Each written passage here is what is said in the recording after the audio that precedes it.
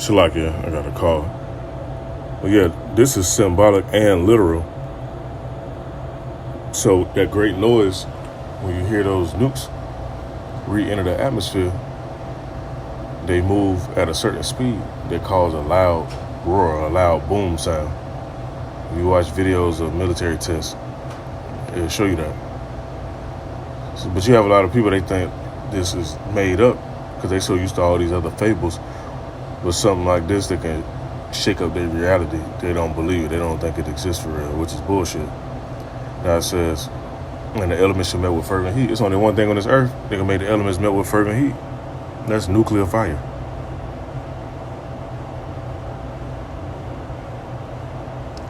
The earth also and the works of therein should be burned up. Now, which I speak on another topic on another video, speaking on how the elect is going to get delivered. But see, the elect is aware and alert to this. Know nukes exist. Know these nations have them. Know it's something that's missing. Know that they're called broken arrows. And understand that these nations are actually going to go to war with each other. And see, Esau is a coward anyway. They don't want to fight like the old combat ways, hand-to-hand combat, going down in the trenches and doing all the other stuff. No, Esau want to get shit over quick.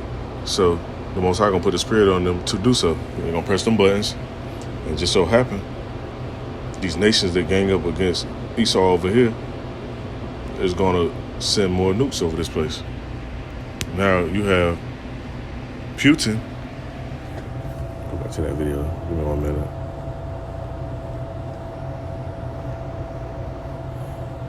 Yeah, Putin, it says, in a shocking escalation, Russia has reportedly deployed a non-nuclear intercontinental ballistic missile, which they just testing that shit out. That's all they're doing, is testing it out against Ukraine, targeting the city of Dnipro. This marks the first use of such a long-range missile in an ongoing war, demonstrating a significant increase in the intensity of the conflict.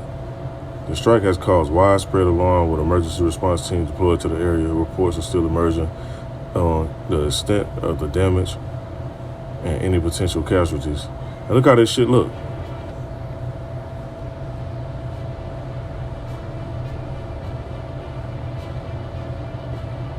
Like an arrow.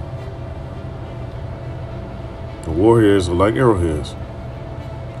And there's numerous amounts. So Esau don't have no system that can defend against this. And they not going up in the water and dropping back down either. Because people keep talking about this water shit.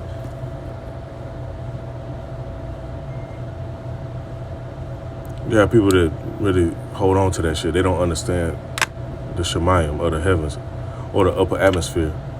Now, the atmosphere is similar to the ocean.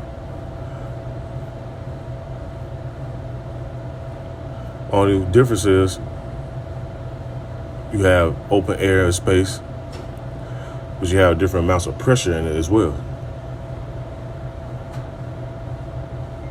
And vice versa. The water, you go down the water, same thing. Different amounts of pressure. It's just liquid down there. But you have a bunch of idiots, they spreading around this nonsense. These fables. And people eating it up. Because people are looking for knowledge and looking for answers. But the answers right here in the scriptures.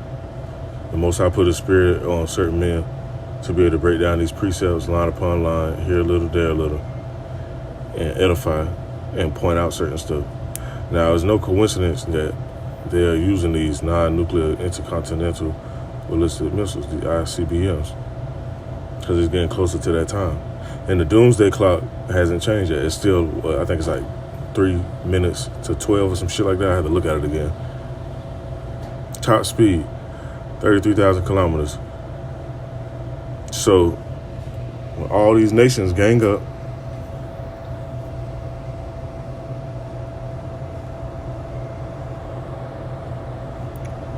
it's the book of Jeremiah chapter 50 verse 14 says, put yourselves in array against Babylon round about, all you that bend the bow, shoot at her, spare no arrows, for she has sinned against the Lord.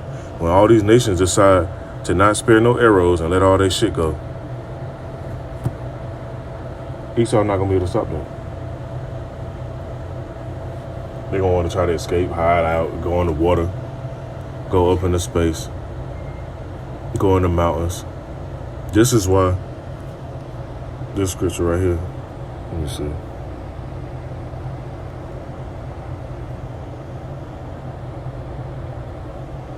Book of Revelation chapter 6, verse 15, it says, "And the kings of the earth, and the great man, and the rich man, the chief captains, and the mighty man, and every bondman, and every free man hid themselves in the dens and in the rocks of the mountains."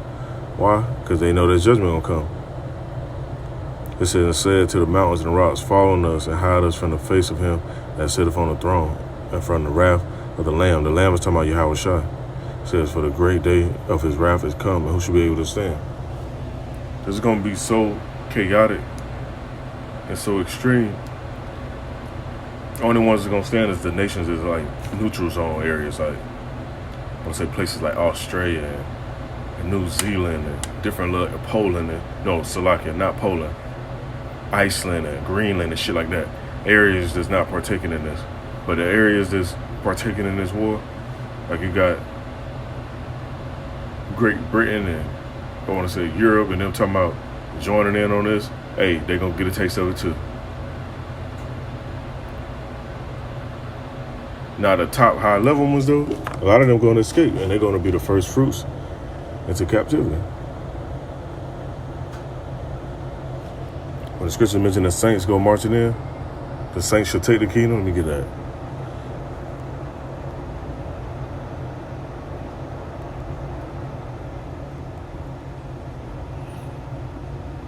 Because it's not going to just be given. They're not going to look and be like, oh, it's the Lord and his elect and the saints. Let's give them what they want. No, Esau going to fight tooth and nail, especially when they see a bunch of dark-skinned men in their right spirit glowing. The angels around, the chariots around. They not finna just give it up. Esau going to fight. Now it says in the book of Daniel, chapter 7, verse 18, it said, "But the saints of the Most High shall take the kingdom and possess the kingdom forever and ever and ever." Let me read up a little bit.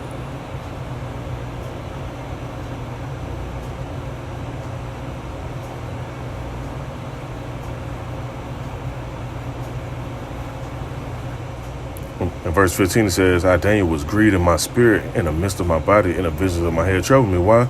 These visions is troubling.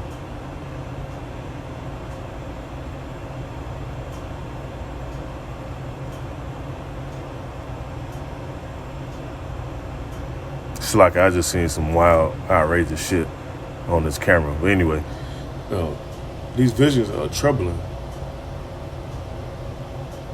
Back then, even now, sometimes the Most High put the spirit on man to see little glimpses of chariots or in their dreams or visions, or see the destruction upon Babylon. That shit had you like, damn. Lord, have mercy on me and my loved ones, or whatever Akim may say, because the judgment is going to be that severe. The only way you're getting delivered is when Yahweh send Yahweh Shai back with the angel.